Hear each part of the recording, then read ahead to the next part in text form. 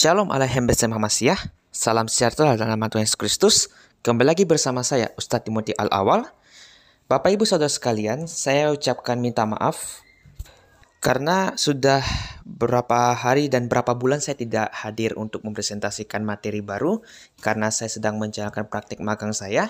Jadi pada khusus kali ini, karena saya mendapatkan edisi buku baru yang saya rasa sangat penting untuk diketahui semua orang, maka kali ini saya ingin membahas kajian tentang tulisan patristik yang sudah diterbitkan.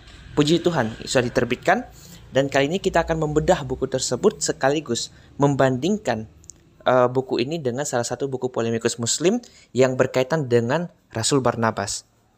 Mau tahu pembahasan lebih lanjut? Mari simak video ini. Di awal video saya sudah membahas dan menyinggung mengenai tentang Rasul Barnabas dalam video ini. Nah, Bapak Ibu Saudara sekalian, banyak di kalangan Muslim polemikus menggunakan Injil Barnabas sebagai sensasi dakwah yang tidak jujur, walaupun harus diakui, harus diakui maksudnya, tidak semua Muslim memiliki pandangan yang sama mengenai pandangan Injil Barnabas sebagai naskah asli. Nah, pada video kali ini, kita tidak akan membahas kritik Injil Barnabas karena menurut saya sudah diwakili para apologet Kristen lainnya. Sesuai tema kita, akan melihat salah satu keunggulan patristik, khususnya surat Barnabas, yang meruntuhkan dogma palsu yang dipergunakan dari Injil pseudo Barnabas. Ya. Nah, karena saya memiliki Injil Barnabas dari terjemahan Dr. Mujizat Al-Hayek yang menjadi pegangan saya, di halaman 177, ini dari pasal 70 ayat 1-17, ada suatu narasi mengenai Rasul Petrus yang mengakui Yesus sebagai anak Allah. Dalam narasi Injil Barnabas, sudah hal yang tidak perlu kita herankan lagi, bahwa Injil Barnabas menyangkal tentang keilahian Yesus. Maka dalam narasi ini, Yesus mengkritik Rasul Petrus ketika mengatakan Yesus sebagai anak Allah. Di ayat kelima dalam pasal 70 dikatakan, Petrus menjawab, engkau adalah Kristus anak Allah. Dan ayat ke-6, lalu Yesus marah dan mengusir Petrus, pergi dan enyahlah dariku, karena kamu adalah setan dan kamu berusaha untuk berbuat jahat. Ayat ke-7 dikatakan bahwa Yesus pun mengecam 11 muridnya yang lainnya seraya berkata, celakalah kalian jika kalian mempercayai hal itu, karena aku memiliki kutukan yang besar dari Allah terhadap mereka yang mempercayai hal itu. Dalam footnote ini dikatakan seputar status Al-Masih sebagai anak Tuhan, keterangan yang disebutkan oleh Barnabas bertolak belakangan dengan teologi gereja Kristen. Jadi menurut Injil ini yang menggunakan naskah palsu yang berasal dari abad ke-17 yang sudah diketahui dalam media sosial dan juga sebagainya, bahwa naskah ini abad belakangan. Dan kita akan melihat berbedanya dengan surat Barnabas yang sebagai dengan kajian patristik, itu membuktikan bahwa Yesus itu sebagai anak Allah. Nah, ini adalah suatu kajian patristik mengenai surat Diognetus, fragmen Papias, dan surat Barnabas. Patristik merupakan suatu naskah yang berkaitan dengan bapak-bapak gereja, yang khususnya adalah bapak-bapak rasuli. Jadi gelar penerus para rasul itu digelari sebagai bapak-bapak gereja. Dan saya rasa semua orang sudah tahu mengenai hal ini, ya. Walaupun surat Barnabas tidak dikatakan sebagai bagian dari kitab suci, tetapi dia dihormati sebagai bagian tradisi suci yang dihormati gereja Katolik, Ortodoks maupun juga gereja Protestan klasik. Dalam hal ini, surat Barnabas pasal 5 ayat 11 mengatakan seperti ini, oleh karena itu, anak Allah, maksudnya Yesus, datang sebagai manusia untuk tujuan ini agar dia dapat menyelesaikan total dosa orang-orang yang menganiaya nabi-nabinya sampai mati. Nah, surat Barnabas yang diakui sebagai tradisi suci yang naskahnya ditulis tahun 90 sampai dengan tahun 100 mengakui bahwa Yesus sebagai anak Allah. Bagaimana mungkin ada Injil yang mengatasnamakan Barnabas menyangkal bahwa Yesus adalah anak Allah?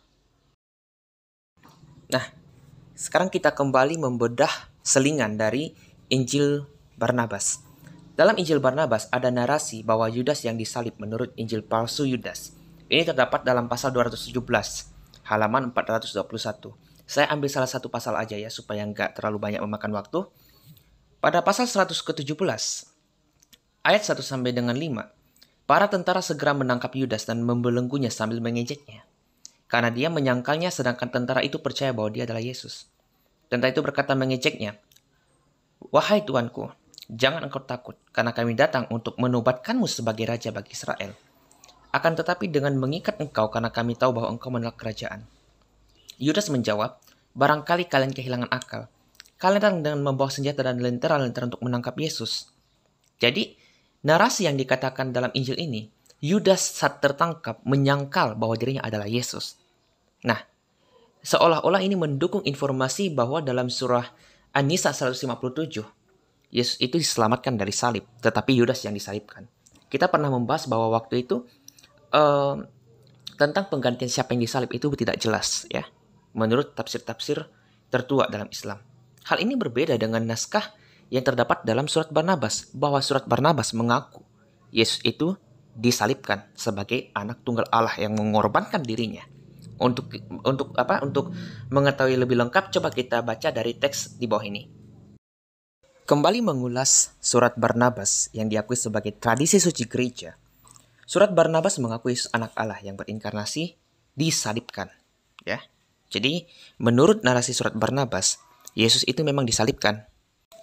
Di dalam surat Barnabas pasal 7 ayat 2 sampai dengan 3 yang sudah diterjemahkan oleh saudara kita, Bang Gregorius, dikatakan seperti ini.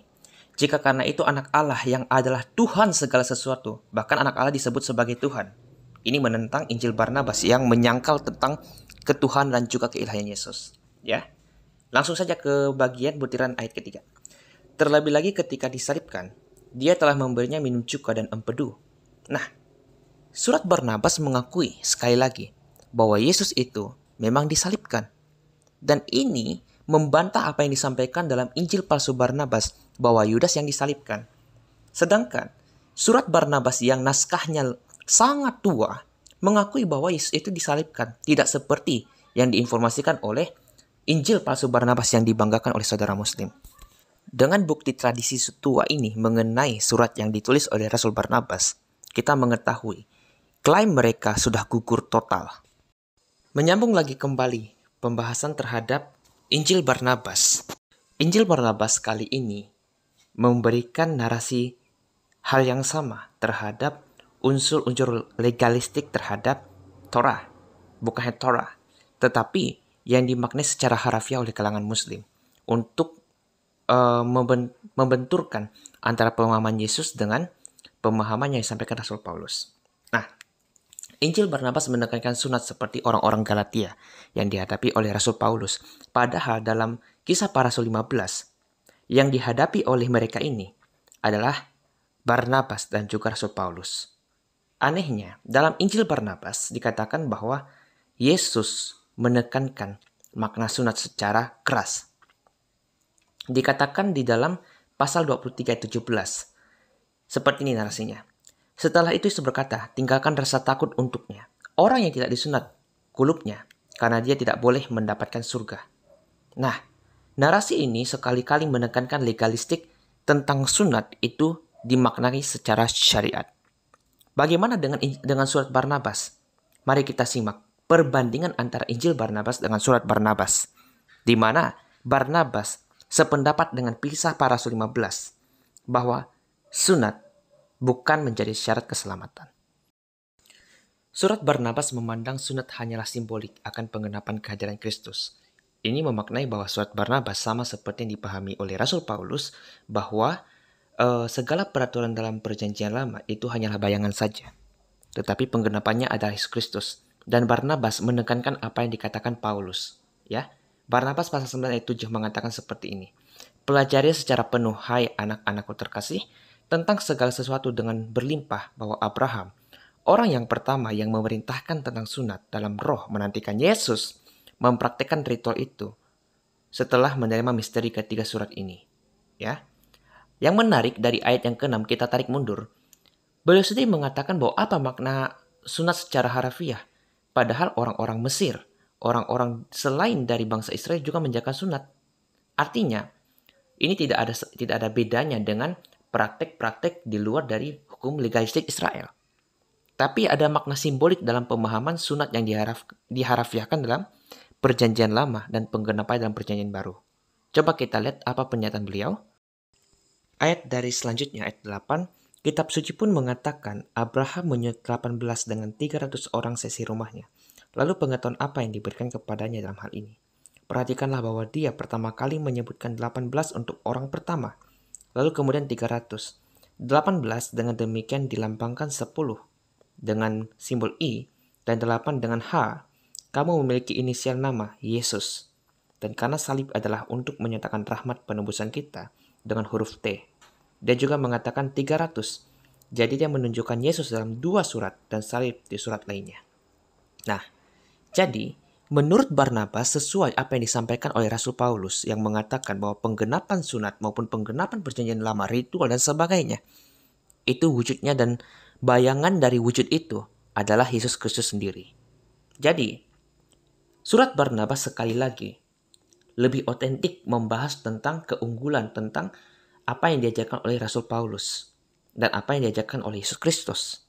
Berbeda dengan Injil Barnabas yang tidak tahu entah kemana, narasinya seolah-olah mengembalikan syariat pemahaman perjanjian lama secara serampangan dan seolah-olah ingin membenarkan klaim Islam selain menubuatkan tentang kehadiran Nabi Muhammad. Nah, menariknya dalam Injil palsu Barnabas yang saya miliki yang diterjemahkan oleh Dr. Munzir Al-Hayek, surat Barnabas sempat disinggung Munzir Al-Hayek, tetapi ada fitnah tuduhan ada perbedaan dengan Injil kanonik. Maksudnya, surat Barnabas ini berbeda sama sekali dengan apa yang disampaikan dalam Injil-Injil kanonik.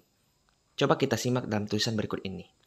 Pada tahun 2009, Perpustakaan Nasional Inggris, British Library, mengumumkan bahwa pihaknya menyampaikan para peneliti untuk menelaah naskah Injil paling lama, yang dikenal dengan nama manuskrip Sinai. Langsung saja dikatakan di sini, manuskrip ini memuat 2 teks yang tidak ditemukan dalam teks-teks Injil kanonik. 2 teks itu adalah surat Barnabas dan surat Pengembala Hermas. Urutan kedua naskah ini berbeda dengan yang terdapat dalam naskah-naskah Injil yang ada. Nah, hal yang sangat menggelikan adalah ketika beliau mengatakan 2 naskah ini berbeda dengan Injil-Injil kanonik. Mereka tidak tahu, khususnya Dr. Munzir Al-Hayek ini tidak tahu, bahwa surat Barnabas mendukung apa yang disampaikan Injil-Injil kanonik. Kita sudah membahas dalam surat Barnabas pasal 5, bahwa anak Allah turun menjadi manusia. Itu seperti yang dikatakan oleh Rasul Yohanes 1 ayat 18. Firman telah menjadi manusia, ayat 14. Ya. Lalu berbedanya itu di mana? Bahkan surat Hermas, walaupun sifatnya seperti apokaliptik, itu tidak pernah bertentangan dengan Injil-Injil kanonik. Dan kita berharap semoga dari kalangan-kalangan gereja ortodoks maupun gereja manapun, selain gereja ortodoks, karena saya dengar juga Bang Dorlan dari gereja HKBP sudah mulai menerjemahkan tulisan Bapak-Bapak gereja. Kita berdoa semoga surat Hermas, Gembala Hermas akan diterjemahkan dalam edisi bahasa Indonesia. Nah, karena tadi saya juga sudah menyinggung bahwa tulisan patristik sudah ada sebagiannya yang diterjemahkan dalam bahasa Indonesia, saya sangat menyarankan kawan-kawan bisa membeli buku ini. Tulisan patristik, surat kepada Diognetus, fragmen Papias, dan surat Barnabas. Surat ini membahas dari beberapa naskah-naskah yang dikatakan sejaman dengan para rasul, makanya dikenal sebagai Bapak Rasuli. Yang pertama itu sudah diterjemahkan surat kepada Diognetus, ya, yang bersal tahun 80 sampai 120. Papias yang dikenal sebagai murid Rasul Yohanes yang disampaikan oleh Irenaeus bahwa Papias adalah murid Rasul Yohanes. Ini juga bagus dan kita sangat bersyukur sudah ada yang mau menerjemahkan dalam bahasa Indonesia. Dan surat Barnabas yang kita bahas tadi sebelumnya dan esensial yang utama karena saya sudah lama sekali menantikan kehadiran buku ini, khususnya mengenai surat Barnabas.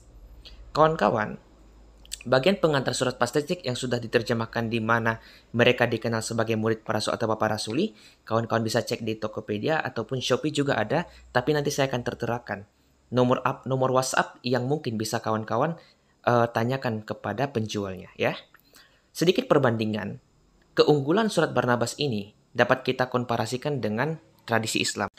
Dalam Islam, tradisi penerusan ajaran yang dikenal sanad itu juga dikenal dalam riwayat hadis-hadis. Mereka mengenal penerus ajaran sahabat Nabi Muhammad sebagai tabi'in. Maka, dalam kekristenan Bapak Rasul ini, contohnya Papias, Barnabas, dan sebagainya, dikenal sebagai tabi'in dalam iman Kristen.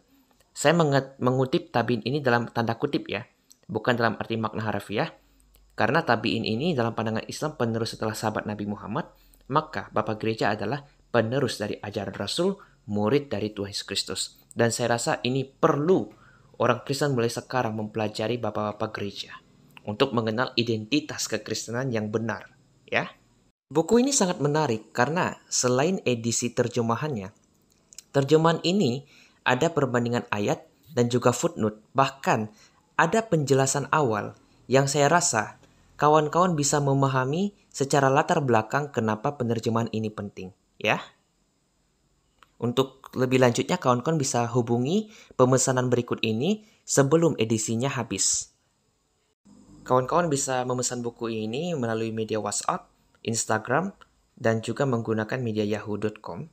Dan ini harga bukunya 153.500, belum termasuk ongkos kirim. Tapi kawan-kawan bisa menanyakan langsung kepada penjual buku tersebut, dan saya sangat merekomendasikan buku ini akan dibaca oleh semua orang, khususnya orang-orang Kristen yang ingin mengenal identitas iman Kristennya secara sempurna. Demikian video materi pengajaran saya. Semoga video ini bermanfaat. Tuhan Yesus Kristus, Sang Firman yang Maha Hidup, memberkati.